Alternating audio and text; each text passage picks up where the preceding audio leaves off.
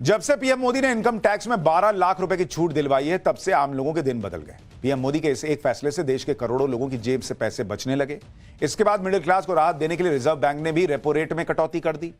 इससे आपके लोन की ईएमआई कम हो जाएगी। लेकिन अब की बार पीएम मोदी एक और बड़ी राहत देने की तैयारी कर रहे हैं, जो आपके बैंक अकाउंट से जुड़ी है। दरअसल वित्त मंत्रालय बैंक में जमा रकम पर मिलने वाले इंश्योरेंस कवर को बढ़ाने का फैसला कर सकता है। अभी तक किसी बैंक के बंद होने पर ग्राहकों को मिलने वाली रकम की लिमिट 5 लाख रुपए है, लेकिन अब पीएम मोदी की पहल के बाद इसे बढ़ाने की तैयारी चल रही है। इससे पहले भी 2021 में इस इंश्योरेंस कवर को बढ़ाया गया था, लेकिन अब एक बार फिर लोगों को राहत देने के लिए इस रकम को 5 लाख से भी ज्यादा करने की तैयारी है। इस रकम के बढ़ाए जाने से आम लोगों को बहुत मदद मिलेगी। आपको याद होगा कि कुछ दिन पहले महाराष्ट्र में एक bank, new India cooperative bank, अचानक बंद हो गया था। इस खबर के फैलते ही इस बैंक के ग्राहकों को बड़ा झटका लगा, क्योंकि उनके पूरे जीवन की कमाई इस बैंक में ब्लॉक हो गई। अब ये लोग अपना पैसा नहीं निकाल पा रहे। किसी को होम लोन की ईएमआई फंस गई, किसी को अपने बच्चे की फीस देनी है, कोई मेडिकल बिल नहीं चुका पा रहा। तमाम परेशानियां हैं जो इनको झेलनी पड़ रही। न्यू इंडिया कोऑपरेटिव बैंक के बंद होने की घटना को देखते हुए वित्त मंत्रालय बैंक में जमा रकम पर मिलने वाले इंश्योरेंस कवर को बढ़ाने पर विचार कर रही है। इस रकम के 5 लाख रुपए से बढ़ाने की तैयारी चल रही है। 2021 में मोदी सरकार ने इस रकम को 1 लाख रुपए से बढ़ाकर 5 लाख रुपए किया था, लेकिन अब दोबारा इसे बढ़ाया जा सकता है, इसे कहा जा रहा है। इसके तहत बैंक के डूबने या बंद होने पर ग्राहकों को 3 महीने के अंदर पैसे लौटाने का प्रावधान है। इस बार भी इंश्योरेंस कवर को बढ़ाने के लिए वित्त मंत्रालय के फाइनेंशियल सर्विस डिपार्टमेंट ने एक प्रपोजल तैयार किया है। जैसे ही इस प्रपोजल को सरकार की मंजूरी मिल जाएगी, इसकी अधिसूचना जारी कर दी जाएगी। अगर आपके बैंक अकाउंट में 20 लाख रुपए है और भगवान न करे आपका बैंक डूब जाता है, तो मौजूदा नियम के मुताबिक आपको 5 लाख रुपए ही बीमा कवर मिलेगा। लेकिन सरकार अब इस रकम को बढ़ाने की तैयारी कर रही है।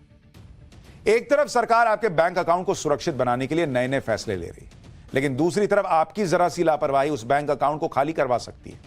पिछले कुछ समय से सरकार और बैंक लोगों को यह चेतावनी दे रहे हैं कि अनजान फोन कॉल पर अपना ओटीपी या पिन शेयर मत कीजिए, लेकिन साइबर फ्रॉड करने वालों ने इसका एक नया तरीका निकाल लिया है। अब बिना आपके बताए उनके पास, यानी साइबर फ्रॉड करने वालों के पास, ओटीपी या पिन पहुंच जाएगा, जिससे बैंक अकाउंट खाली हो सकता है। इस नए साइबर फ्रॉड का नाम है कॉल मर्जिंग, यानी 2 कॉल को मिलाना। लेकिन यह फ्रॉड होता कैसे है, इसको समझिए। इसके लिए एक अनजान कॉल पहले आपके पास आएगी, जिसमें फ्रॉड करने वाला व्यक्ति कहेगा कि आपका फलाना वो रिश्तेदार नहीं है, उसने आपका नंबर दिया है और आपसे बात करने के लिए बोला है। इसके तुरंत बाद जब आप उससे बात कर ही रहे होंगे, उसी कॉल पर एक और नंबर से फोन आता आपको दिखेगा। फ्रॉड करने वाले की तरफ से कहा जाएगा कि इस कॉल को मर्ज कीजिए, क्योंकि आपके उसी दोस्त या परिचित का फोन आ रहा है जिसने मुझे आपका नंबर दिया है।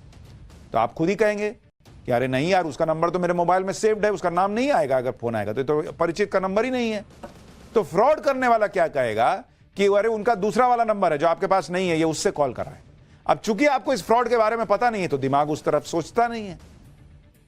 जैसे ही आपको लगेगा कि मर्ज कर भी दिए कॉल तो क्या होगा, लेकिन जानकार कह रहे हैं कि जैसे ही आप इस कॉल को मर्ज करते हैं, मतलब 2 कॉल मिलाते हैं, वैसे ही आपके बैंक का ओटीपी नंबर उस स्कैमर के पास पहुंच जाता है।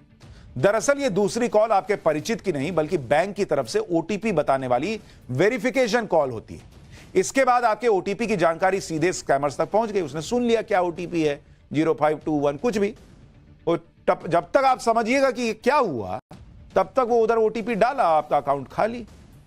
यहां आपके लिए ध्यान रखने वाली बात यह है कि आप किसी भी अनजान व्यक्ति का फोन मत उठाइए। पहली बात तो कई बार आपने देखा कि वो जो वीडियो कॉल आ जाता अनजान नंबर से, आपने उठाया और कई लोग अरेस्ट हो गए, साइबर अरेस्ट या ऑनलाइन अरेस्ट हो गए थे, तो वो दिक्कत हुई। तो अननोन नंबर से फोन मत उठाइए, कॉल मर्ज मत कीजिए, किसी पर अननोन व्यक्ति पर विश्वास मत कीजिए।